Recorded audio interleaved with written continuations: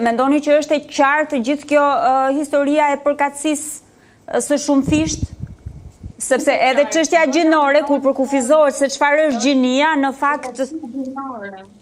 Zonja harroi një term të ndërmjetën e 3 terma ripërsërit. Gjini, përkatësi gjinore dhe përkatësi e shumëfisht. Dhe kur thuhet përkatësi gjinore, që në rrethana normale do duhet të shpjegojmë gjini përkatësi gjinore, kemi dy gjini, nuk ka për të tjetër, aty thuhet role, modele, sjellje.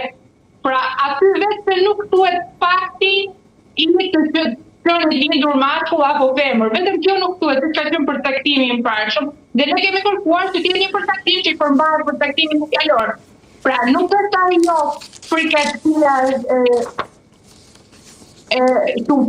jo, problemi është gjini dhe përkatësi gjinore, se shkopus përcaktimin e gjinis nga biologjia dhe i jetë përdojë përcaktimi subjektiv. Ja ti lexojmë si graf të cilat sillen paraqiten si burra. Dhe ky ligj i njeh dhe në qoftë ka individ të cilët i diskriminojnë, pra nuk i njohin këta persona. Pra nuk i njohin si burra dhe gra.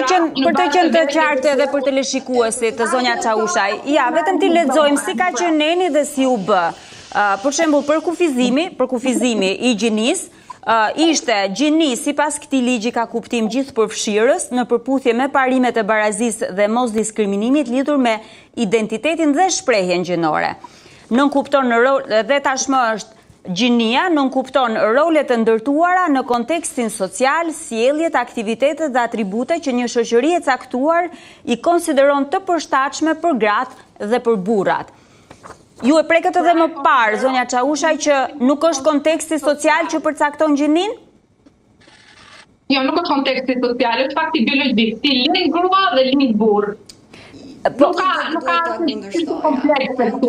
Koncepte të kundërta dhe ndryshme. Të përcaktohet në këtë lloj mënyre.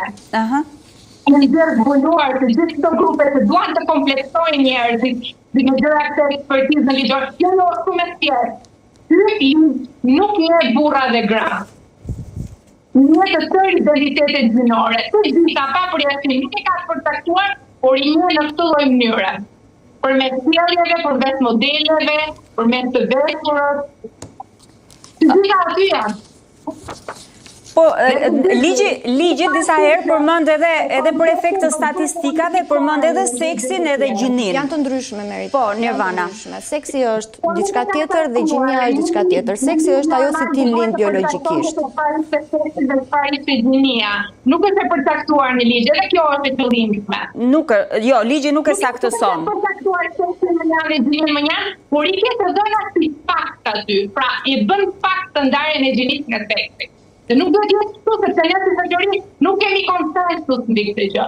Dhe direktiva që përmendet besimet evropian, ka njerëz që duan të kompleksojnë njerëz të tjerë me ekspertizën e tyre ligjore. Unë jam analiste politike dhe kam një ekspertizë shumë të gjerë, edhe lidhje sepse e kam në përshkrimin e punës. Dhe këta njerëz nuk shkojnë të lexojnë këtë direktivë, shkojnë të lexojnë pak direktivat e Bashkimit Evropian. Burra thot dhe gra. Vajza, dhuna ndaj vajzave, dhuna ndaj grave, nuk përmendet asnjë lloj koncepti më i gjerë se aq. Burra dhe gra, sa të fare. Kurdo. Dhe nuk ka asnjë konvent, asnjë direktivë, asnjë kusht të Bashkimit Evropian që të detyron ty të përqafosh një përkufizim, se të respektohet sovraniteti i vendit. Madje në këto direktiva, po të lexoni, e keni aty të përcaktuar.